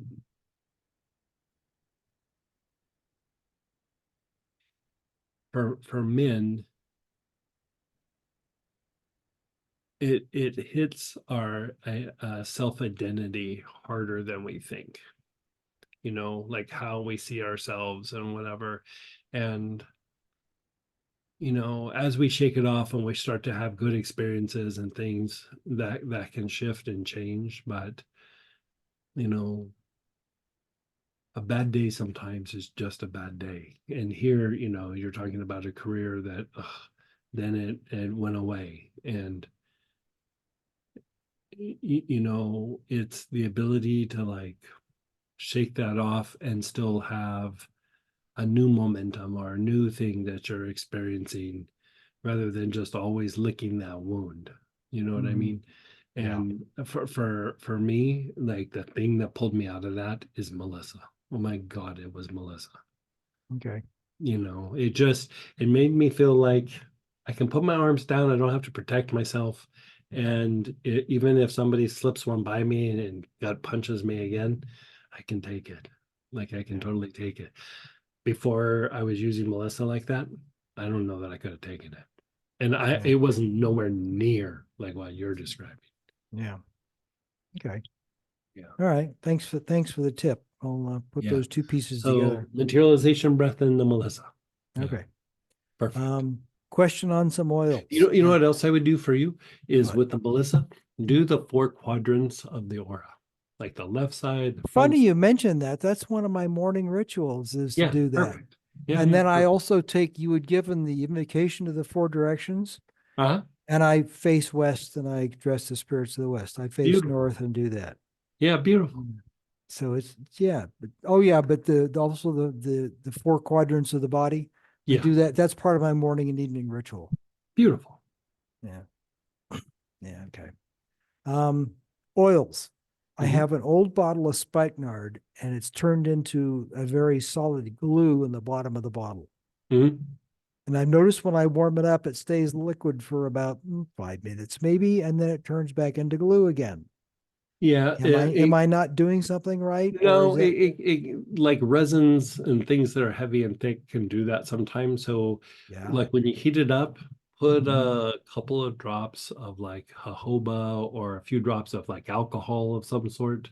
I got Uh, jojoba. yeah, Yeah. perfect. Put a few drops in that and shake it up and see if it stays liquid. And you just keep doing that until it stays liquid. Okay. Just Yeah, a couple of drops of yeah, jojoba and then just keep adding it until it doesn't do that yeah, anymore. yeah, Okay. yeah, Good. yeah. The one that Um, does that the worst is myrrh. Like I've noticed. yeah, myrrh can turn rock hard pretty quick. Yeah. And The- there's even some things that I have that are by the kilo, but like even when I add just like alcohol and alcohol and alcohol, they'll still become solid. And so I don't even make those available to the public. I put them in blends, but Mhm. able to do it in a way where it will stay liquid, but left to its own devices, it will not stay liquid. Well, you are an alchemist, aren't you? Yeah.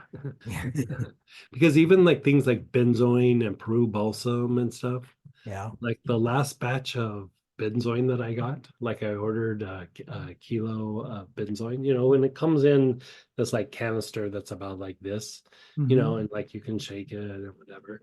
I got a slab of raw resin and I had to like heat it in a pot and add some alcohol to make it like pourable. But I was like, I thought I was ordering liquid benzoin, but you know, the Yeah. distiller for whatever reason just sent me this like brick of benzoin that I had to liquefy. And there are a few things that come like that, where Mhm. it's a solid mass, and I have to liquefy it and then add a little jojoba or alcohol to make it pourable. Mhm. But I try not to. Like, I actually spend a bunch more money getting a myrrh that stays pourable for much longer periods of time. Because I could get a cheap myrrh, but it will turn solid like that. So it's like, that does me no good. Like, Yeah. it doesn't do any good at all. And so, Okay. yeah. All right. In the Sphinx class, Mhm. on Saturday, you mentioned Dharma protectors Mhm. and Jambala, Mhm. protection practices. Mhm. So the whole Sphinx class, as I look at it, am I correct? And my intellectual mind wants to say that that Sphinx class was basically all of that was protection practices? Somewhat protection, but it was more transmuting the aspects of the will. Okay. And so making the will a little bit more pliable so that it becomes easier and easier to become intuitive, and for the intuition to be functional and being able to take action. Okay. Sometimes when we have intuition, it's not that we're lacking intuition. Sometimes our will is so rigid because of the difficulties that we've experienced in our life, that even though we have intuitive thought, sometimes we're not able to act on it because the will just goes, nope. No, the book So the book it's says you're supposed to do it this way, so you have to right. stay here Yeah, yeah. and do it that way. Yeah. Yeah. And so it's just a way to gently and softly make the will like soft, like still be able to do what it's doing, but like a little bit more reasonable. Like, you can talk something on, go, let's do something different, and the will will go, okay. Yeah. Yeah. All right. Good. I'll Have come you back been to doing anything with the armor protectors? I'm just curious. a little bit, but it's like I don't have a good feel for them right now. Yeah. All right. So I'm currently digging around, see if I can find some Tonkas that I can print out and put on my wall, Yeah. kind of thing. Yeah. Yeah. There you go. Jambala's a good one. Even Ganesha is, in the Buddhist tradition, is considered like an aspect of Jambala. So even Ganesha can be one. Okay. Yeah. All right. Thanks. You're so Just 1 second, Marilyn. How do you spell Jambala? well, sometimes there's a Z at the beginning, but it's usually JAMBHALA, I think. Okay. We don't have that one on the site. I was just checking. Jambala. Do we not? Really? Yeah, I can't find it. Yeah, I have something made for that. In fact, I think I have several different kinds of Jambala made. Okay. We'll see what we can do. Yeah. And then go ahead, Marilyn, then Hey, Tracy. Marilyn. Hi, I Hey. was curious in the Uncle Bob 2 class, the first Mhm. exercise that we focused on, the pattern, I think it's the back heart, lower navel, Mingmen, kidney, belt meridian, navel, crown. I was curious if you could explain what happens energetically with this pattern. Sure. So part of what's happening with this pattern is you're rapidly cleaning the energy centers, or the chakras. And you're starting with the back heart, which is transmuting things emotionally, but also the back heart is key for starting to generate some sort of internal movement. And a lot of times when we have a pattern of ill health, or we have a pattern of difficulty in our life, it's due to a repetitive pattern that we're not moving out of, right? We're just repeating the same thing over and over again. And so by going through and putting your awareness on the back heart, you're, for one, transmuting all the negative, like, emotions that could potentially come up from that pattern.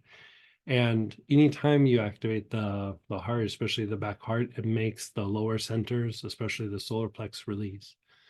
And then it's generating movement, right? Then you go down to the navel, and the navel is the center that regulates your lower nature, right? Your lower nature.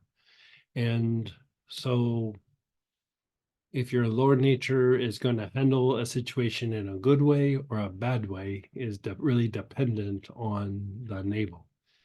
And you're moving the energy from the heart down to the navel, and then you're shooting it back to the Ming Men. And you could say this kind of cooks the energy a little bit, and then you kind of float it around the kidney belt meridians, and you hold it in the navel again. So now when you move your awareness up, more energy is going to move up, and more energy is going to flush things out of the chakras, right?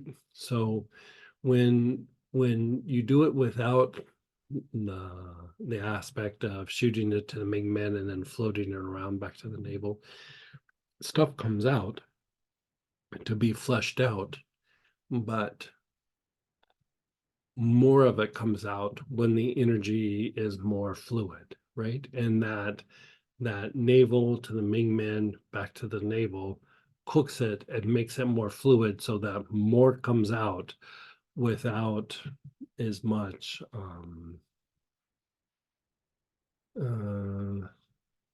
like reaction in the energy body. You know how like sometimes you start to process something and you release something, you're like, whoa, that was big, but it also kind of leaves you a little worked or you're a little sore or a little something.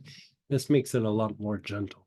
And then when you move it up to the crown, you're transmuting it mentally, you're increasing the connection to the soul, and some of that's being released out through the top of your head, and then again going up to the incarnated soul, which is 12 inches above your head, as lesson learned. And so you're flushing things out of the body, you're making the body more fluid, you're breaking some patterns in the body. And if there's any sort of lesson to be learned or processed, it's getting done and then being released. So Thank you, Greg. Another thing that I noticed when I was doing that pattern, when I would shoot it to the back of my Ming Men, I was Yeah. feeling pain on my lower back, not really the Ming Men area, but the lower area. Was I just shooting incorrectly and shooting towards like no, my okay, that is that no, can happen? like there's probably some things in the spine that are get stuck. And so well, like how close or how far away was it from the spine? It was more towards like you could feel like little bones. So I don't know I don't know where to. It was the like my lower, like my sit bones. Maybe I have known a little higher than that. Maybe like where the kidneys are. Maybe like around that Okay. area. Yeah, I mean, it could be the kidneys. Like, so one of the things that you could do is like take something like chakra root cleanser or Palo Santo and start with your kidneys, and then like kind of inhale a bunch of times on the kidneys, and then like let that go, and then just settle into the low back and go, okay, now where do I feel this? And then inhale with your awareness on that area that you feel tension, and then maybe put something like sage or chamomile or helichrysum on the low back, just to allow like the energy to move and to re-educate the nerves of that area. Okay, I will try that. Thank you. Yeah, and if it doesn't resolve, let me know. Thank you. You're so welcome. And then go ahead, Tracy, then Priya. Hey, Miss Tracy. Hi. So I have a feeling you're gonna tell me that it's stress that I'm feeling when I go to the office. Oh, it's but, totally stress. It's totally stress.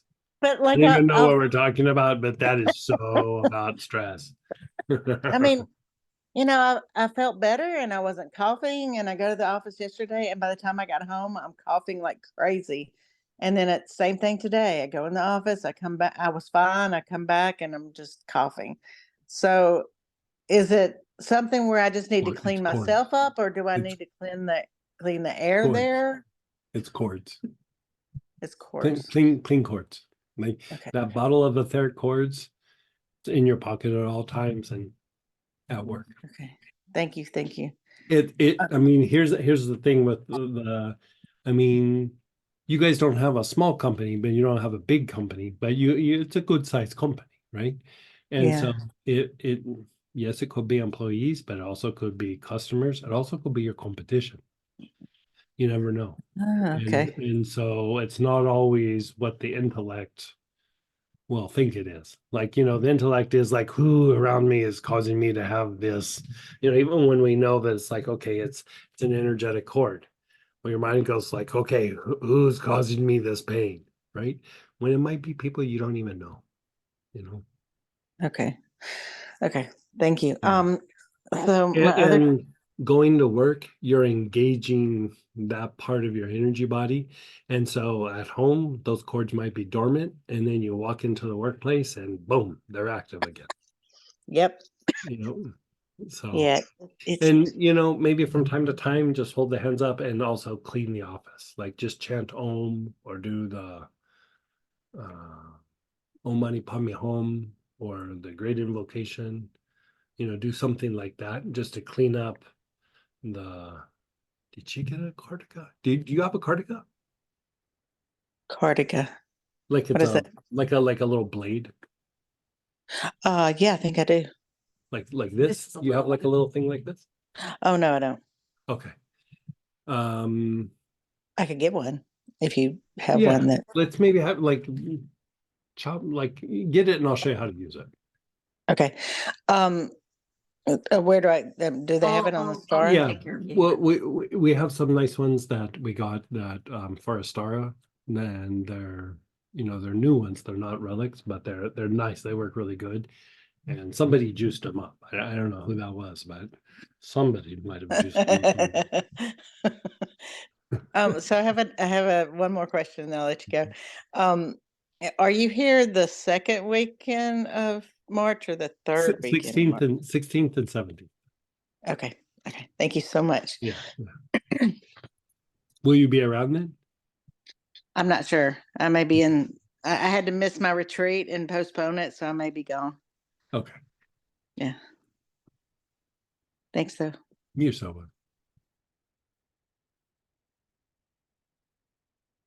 welcome. Go ahead, Priya. Hey, Miss Priya. Hi, how are you? Doing good. So there's been a few things going on in the last few days that I wanted to kind of discuss with you. I seek some therapy, and it's been a few years. I've been going for some therapy, and in the last few sessions, I've realized that I leave the room bringing on more than I actually walk into the room with. So I don't know if it's because obviously in that room there is so much patience and talking I and mean, it's a room that people walk in and then vomit. You know what I mean? yeah, Like yeah, there is that component. Because even like when I travel around, I don't do it so much these days, but I used to stop off at different centers and like different Buddhist centers and places where they do meditation. And then like I'd walk into the facility, I was like, oh, this is amazing. And then I'd walk into the place where they all meditate, and the areas would be super congested. And I'd walk out of there going, now I'm having a bad day. yeah, That's where positive things are happening. That's yeah, not even where people are sitting and talking about their problems. yeah, And so, it's kind of like what I was saying with Tracy. Like you can hold your hands up and chant Om over the office. Like you yeah, visualize the office space and you just Om Om. Just keep doing that to clean that up. But also the use of like hyssop or chakra root cleanser. Going like inhale it before you go into the space, because it will reduce the tendency to absorb negativity from the environment or from yeah, another person. And there it's even if I mean, it's potentially some of it could be coming from your therapist, but not because the therapist is thinking something. It's just that Yeah, 5 people vomited on them already yeah, today, and you're getting a little bit of the back and yeah. forth with the therapist. And so So the you know, last session was so painful that even while yeah, talking to them, my mind was just like, I don't want to sit here. I don't want to be here. I am breathing, but I don't want to breathe this air. I've become a little bit more sensitive maybe in the last couple of months, but it never used yeah. to be the And, case. and so let's have you do this as well. Just in case, like it's something that is potentially coming up in you that you're processing. um like inhale the hyssop or chakra root cleanser before you go in, and then take in like a little thing of Melissa when you go into your therapy thing. And if something starts to arise in the session, just start inhaling the Melissa or put a couple drops in water and drink it while you're Yeah, there. okay. Yeah, And I'm supposed to be leaving in half an hour for my session today. yeah, This was the main pain point that I wanted to discuss with you yeah, today. yeah. The, And the the Melissa will help you be able to process through something that's painful or difficult. And the hyssop or chakra root cleanser will reduce the tendency of absorbing things from the environment or from the therapist. so it's like a quick shielding. It's like It's a just quick shielding. It's not even like a shielding. It's like, your level of contamination, like normally say is like a pipe like this. It's like it's flowing through the pipe. And when you use the chakra root cleanser and the hyssop, it goes down like this. Like it still there's a pipe, but it's significantly smaller. You know what I mean? yeah. And so it Yeah. doesn't allow for as much contamination to come in, and it doesn't stick quite the same. And is there any quick shielding that I can do from the oils that I have? Which is not a long process, but maybe, in the morning I can do it Even if you every morning. inhale like sage or mugwort or something, um, mugwort could be good, orange healer could be good. Um, Yeah. there was that thing, where did we put it?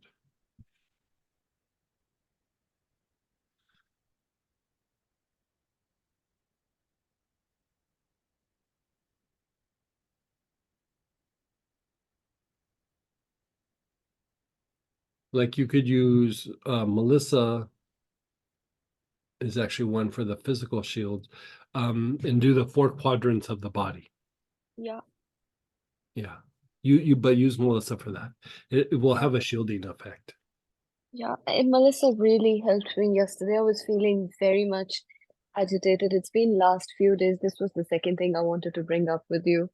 Last few days have been very much self-critical. I Uh-huh. have a yeah, I've had a very negative spotlight on myself, but I don't think I am being over judgmental. I'm just seeing things in my personality that have always been there, but I have just recently become even more aware of them. And Mhm. it's not pleasant. It's more painful now because I think it's less painful not knowing. Yeah.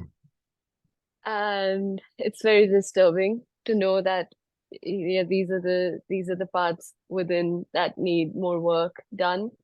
But having Melissa a few times during the day, a few drops in a glass of water, it really helped me Yeah. and get through Melissa the is day. amazing. So yeah, Melissa is thank you amazing. for that. I mean, right before we came on, we were having a discussion about our own little bottles of Melissa. I was like, mine needs a little top off. Mine's getting empty. Like Yeah, so it's that's really I only took it once today, and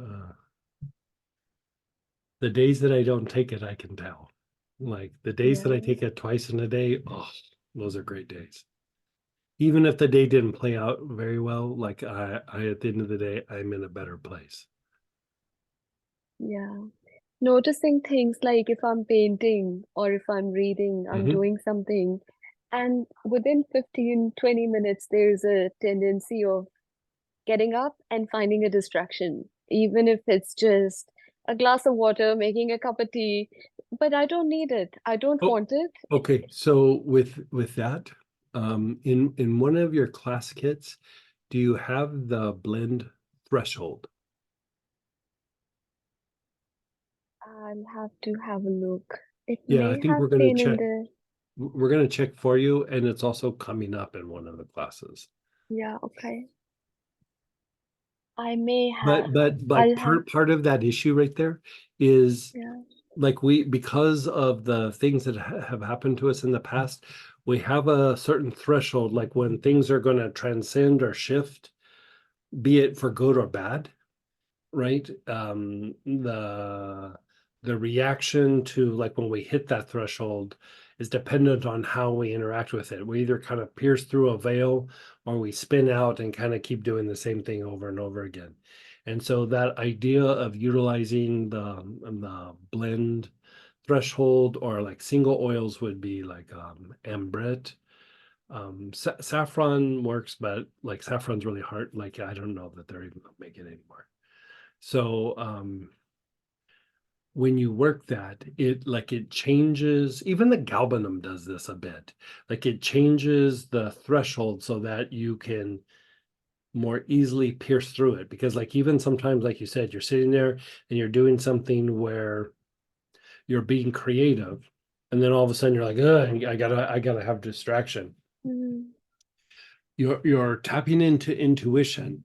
And remember what we were saying at the beginning is some of the intuition is about things from past incarnations, past whatever. And so there is a little bit sometimes of not that we're realizing that there's something bad there, but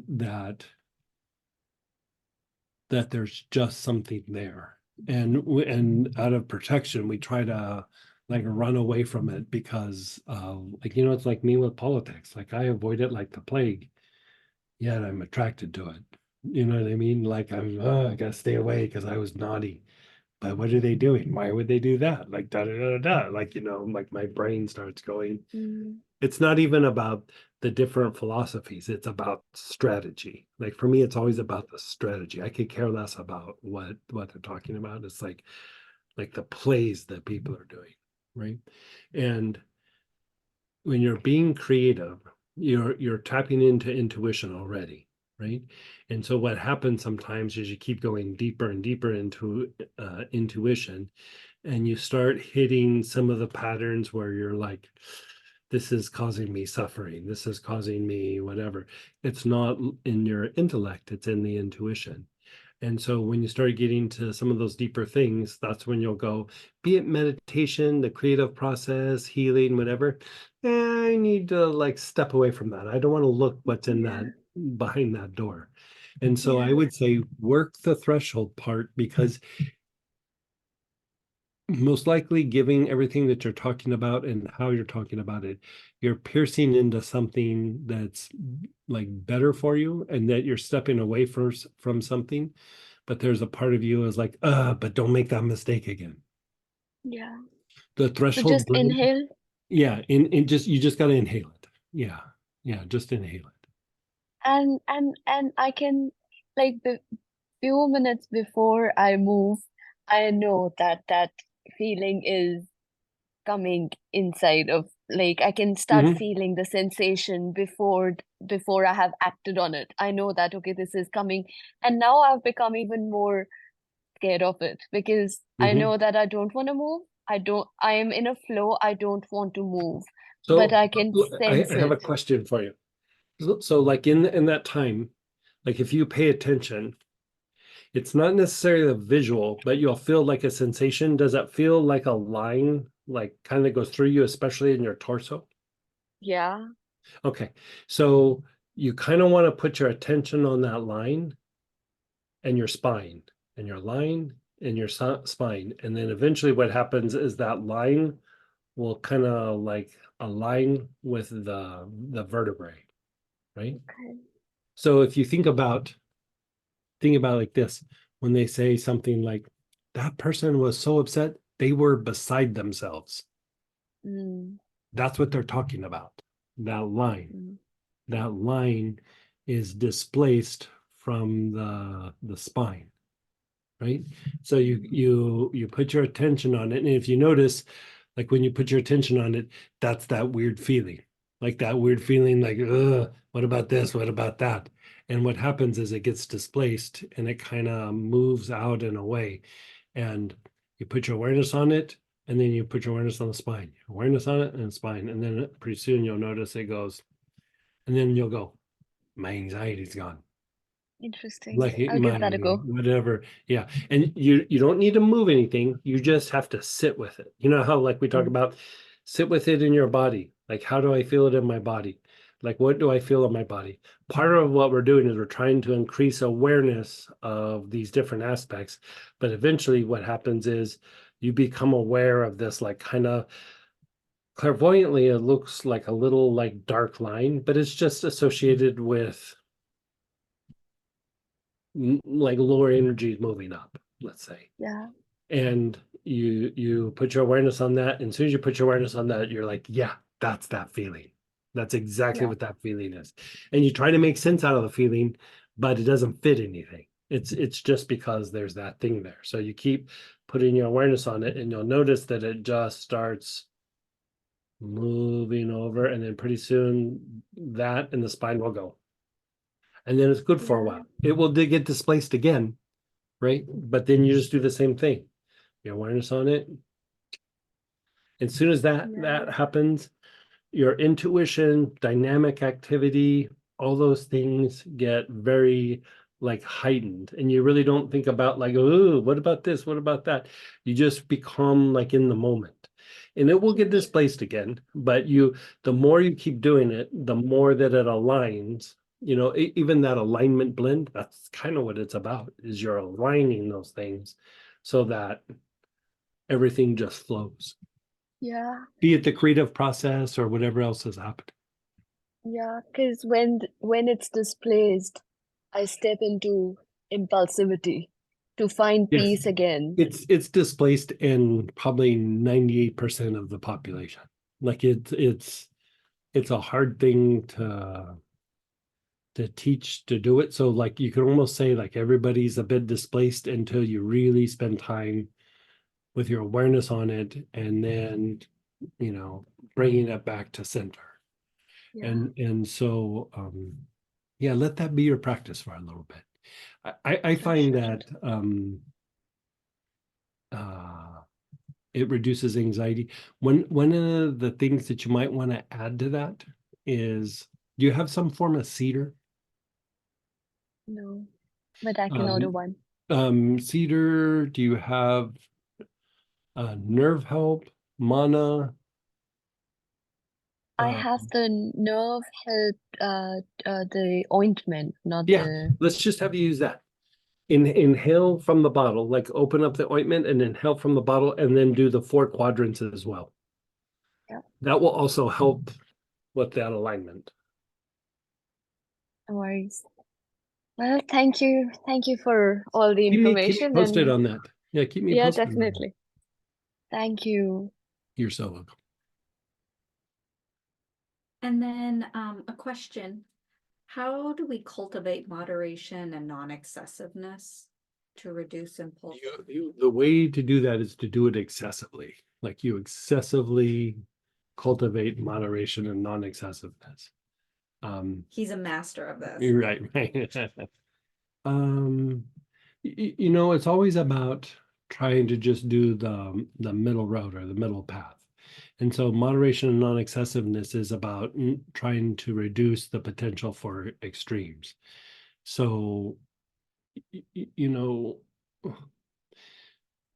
I don't think I put the virtues in that materialization class, did I? I don't think I did. Which materialization class? The one that was at the end of the year, the Thrive, and Oh, I think you took. yeah, I think I took it out too. I'll dig up. There's a materialization breath process that you can work for that. There's that component, but always like looking at, even when we're looking at the brain, like We're not trying to be too intellectual, and we're also trying to be more intuitive, but not too intuitive. We're trying to harmonize the two, right? The sweet spot is the balancing of the two. And even when you're looking at the inner world and the outer world, you want to spend time inward, you want to spend time expressing outward, but the sweet spot is kind of in the balancing of the two. And so in any of these situations, you're looking for not being a polarized approach, not being excessive. You know, that's the way to mentally do it. I'll come up and get you I have to dig it up in my notes, but there's materialization breath for that. I don't remember what the oils are. I'll have to pull that up. Yeah, I have to clean it up. Okay. So it's not something I can just pop up. We have a couple people interested in that. Yeah, yeah. So We'll post it for everybody. Or actually, maybe I can just do a reboot of the Thrive whatever way you want to and do it. then just add it, and then yeah, we'll get it out to you some way somehow. If I haven't remembered by next Tuesday, remind me. But I'll try to do it in the next day or two. Do the different kartikas do different things? Is one better than another? Shapes and things, they're slightly different. The idea is just to use a kartika, but the thing that makes them different is how juiced up they are. You know, new ones are very strong, but relics are much stronger. But I would say, you know, practice with a new one for a little bit, but when you get more serious, you jump in with something that's like a relic. Like mine's about what, 400 years old, I think. And so it came from a lineage of lamas that used it for 400 years, and then it ends up in my hands. And so much stronger than it would be with me doing it by myself, you know, because it has all that energy in it. And so Hey, Greg, I was yeah. talking about the two that are on a star. One's a horse and one's like a normal. One's a little smaller, one's like A at a horse kartika head. or a purba? No, they're both kartikas. Kartika? It's the horse one is more of like it's long with the horse, and then the kartika is at the bottom. I'll go down and look at and pick one out for you, and Okay. have Samantha send you the link tomorrow. Okay, thank you Yeah. so much. And you know, one of the things that we're going to be doing is for those people who have kartikas, we're going to do a little practice every few weeks or so. Purbas and also dorjes. Each one will be an individual thing. And then we'll be doing oil practices in a similar vein. So we're going to be stepping up our game that, you know, instead of being like a thing that I'm teaching or doing Q&A, we're just going to start doing a thing every few weeks or so where we just get in and do a practice. We're going to do it with plant prana, with oils and those tools, and then also with Astara and practices without the oils. And so, you know, they're all doing kind of same things, but similar things, but just using different tools and different ways of getting there. So. Oh, I wanted to do a share here. I forgot this was actually one of the first things. I wanted to share with Greg and let him know. I did everything he suggested for the dentist, did the galbanum, the clove, etc., and I did great. Oh, nice. I didn't have any of my usual nervousness and anxiety, typically pretty extreme for me. And the procedure was done from beginning to end in 40 minutes. They said it could take up to an hour and a half. Also, I wanted to just share how your voice is incredibly wonderful and useful in times of stress. I didn't have any headphones on at the dentist, but as the dentist was working on me, I could hear your voice. You're taking slow inhalations Oh, with your long, awareness on your deep neck. breath. Very good. So clear, so kind, so gentle. It was a gift. Thank Good, you, good, thank good. you so much. Good. So I've had a couple of people ask for two different things. So if you want this tonight's recording, which of course you will, if I don't get it up on the YouTube quick enough, please email us at info@plantpranaoils.com and we'll get that to you. And if you're interested in a Kartika or a Purba, what am I doing? Send Yeah. it to me as well. Go ahead and send it to Yeah. With that stuff, I'm the people who are doing that, I'm going to be giving a little bit more time and attention to, just to teach you how to use the tools and stuff. And so we're already doing that a little bit with Kartikas, but we're going to start with Purvas, but we're just getting started with it. And so yeah, anyway. But I think we have to jump to the prayer petition blessing. And so tomorrow night also is a study group for the lymphatic 9, but it was an open class to everybody, so a free class. So jump in tomorrow night if you can, and we'll still talk shop and everything. But I'll send that out to everybody tomorrow. So for the link for tomorrow's study group, keep an eye on your inbox. I'll get that out around 5:30 Central. So you can join us. And I do put the Astara links in there too. So if you want to just join us. and even the stuff that we're going to be dealing with the weekend, for some of you that we didn't get all the questions and answers, some of the stuff that we're talking about on the weekend will actually go into some of the stuff that we're talking about tonight. And so the next month or so, we're going pretty deep on all of this. So, anyway, take care, you guys. Thanks for joining.